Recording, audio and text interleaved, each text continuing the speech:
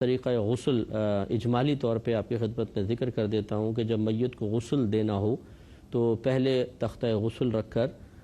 کوشش کریں کہ اس کو دھونی دے دی جائے، یعنی اگربتی سلگا لیں اور کوئی ایک شخص اس کے چاروں طرف 3 بار 5 بار یا 7 بار اس طرح خوشبو دھونی دے دے تو یہ باعث برکت ہوتا ہے، مستحب عمل ہے، اور پھر وہ اگربتی وہیں لگا دیں تاکہ ماحول خوشبودار ہو جائے۔ اس کے بعد مردے کو لٹائیں، اور یہ اصول یاد رکھیں کہ جس طرح زندہ آدمی کا ستر دیکھنا حرام ہوتا ہے، ایسے ہی مردہ کا ستر دیکھنا بھی حرام ہے، لہٰذا اس کا بدن کھولنے سے پہلے ہی اس کے پورے بدن کے اوپر، یعنی ناف کے اوپر سے لے کے گھٹنے کے نیچے تک یہ حصہ بدن جو ہے مرد کا نہیں دیکھ سکتا اور عورت کا نہیں دیکھ سکتی ہے، اس پر ایک موٹی چادر ڈال دی جائے، اور پھر اس کے کپڑے اس طرح اتارے جائیں کہ قمیص تو اتار دی، اس کے بعد جو شلوار ہے اس پہ ستر پہ بالکل نظر نہ پڑے اور اس کو اتار دیا جائے۔ اس کے بعد غسل دینے والوں کی کوئی تعداد مقرر نہیں ہے، 3 یا 4 آدمی کافی ہوتے ہیں، ضرورت سے زیادہ بھی اطراف میں نہ کھڑے ہوں، یہ کوئی تماشا نہیں ہے، کم سے کم لوگ ہونے چاہیے لیکن ضرورت کے مطابق، تو 3-4 آدمی کافی ہوتے ہیں۔ اور یہ پہلی حدیث میں آ چکا ہے کہ بیری کے پتوں کو پانی میں جوش دے کر اس پانی سے غسل دیا جائے، تو نیم گرم سا پانی ہو، ایسا کہ جس کو زندہ آدمی آسانی سے برداشت کر سکے، ویسے ہی پانی سے مردہ کو غسل دیا جائے گا۔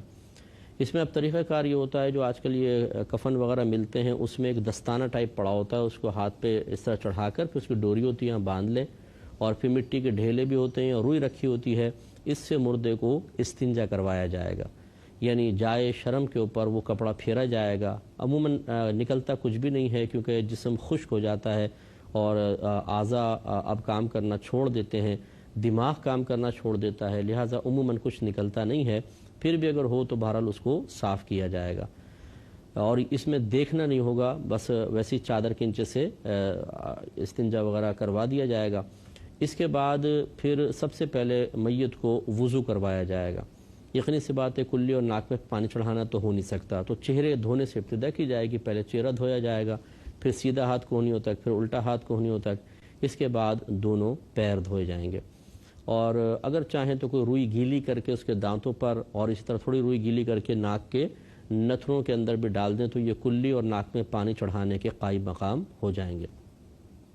یہ کمپلیٹ کرنے کے بعد اب میت کو الٹی کروٹ لٹائیں۔ جب الٹی کروٹ لٹائیں گے تو سیدھی جانب اوپر آ جائے گی، کیونکہ سیدھی جانب سے ابتدا کرنے کا جیسے حدیث میں کہا گیا ہے، حکم موجود ہے، تو اس کو سیدھی جانب لٹائیں، اور اس میں پہلے خیال کر لیں کہ چادر کو تھوڑا سا پیچھے کھینچ لیا جائے تاکہ جب وہ میت ٹیڑھی ہو تو ایسا نہ ہو کہ اس کی مطلب اس کے بیک سائڈ یا کوئی بھی چیز ظاہر ہو، ستر بالکل ظاہر نہیں ہونا چاہیے، اور سیدھی جانب کر کے پھر پانی سر سے لے کر پیر تک پورے پانی کو، پورے ٹخنوں تک پانی کو بہائیں، بلکہ پاؤں کے ناخن تک بہائیں،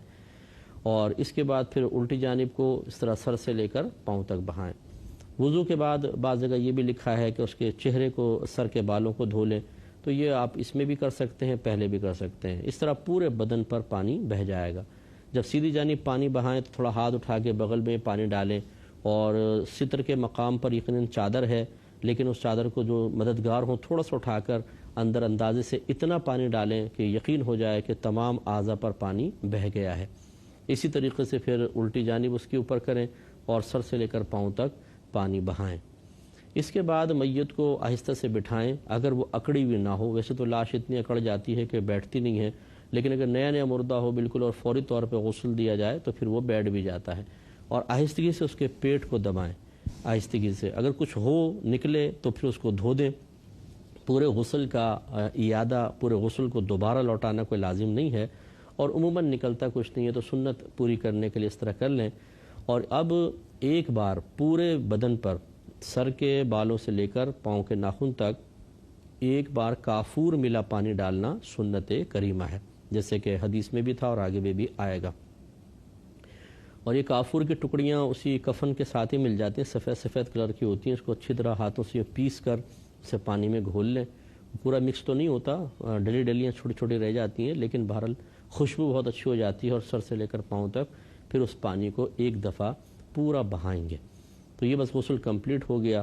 اور اس کے بعد کپڑے وغیرہ سے خشک کر کے اب کفن پہنایا جاتا ہے۔ مرد کے لیے 3 کپڑوں کا کفن ہوتا ہے اور عورت کے لیے 5 کپڑوں کا. یہ سنت ہے. مرد کے لیے 3 کپڑے، عورت کے لیے 5 کپڑے. لیکن اگر مرد کے کپڑے کم ہیں تو 2 کپڑے بھی کافی ہیں، اور 2 بھی نہ ہوں تو پھر 1 کافی ہے، ایک بڑی چادر میں اس کو لپیٹ دیا جائے. اور عورت کے لیے 5 کپڑے ہوتے ہیں کفن کے، اور ان کو پھر پہنایا جاتا ہے. تو یہی بس تمام تھوڑی سی چیزیں ہیں، اور باقی پوری تفصیل تو اب یہاں پر چونکہ میں حدیث سے ذکر کر رہا ہوں، یہ فقہی جو پروگرام ہے اس میں آپ ملاحظہ کرتے رہیں تو انشاءاللہ آپ کو اور مزید تفصیل بھی حاصل ہو جائے گی. دیتے ہیں باب الثیاب البیض للکفن، کفن کے لیے سفید کپڑا، اس کا باب. حضرت عائشہ صدیقہ رضی اللہ تعالی عنہا اس کے راویہ ہیں، اور حدیث نمبر ہے 1264. وہ بیان کرتی ہیں کہ رسول اللہ صلی اللہ علیہ وسلم کو 3 سفید سوتی کپڑوں میں کفن دیا گیا جو یمنی سحولی روئی سے بنے ہوئے تھے. اس میں قمیص تھی، نہ امامہ تھا، یہ نہ سلا و لباس نہیں تھا، نہ امامہ تھا. 3 کپڑوں میں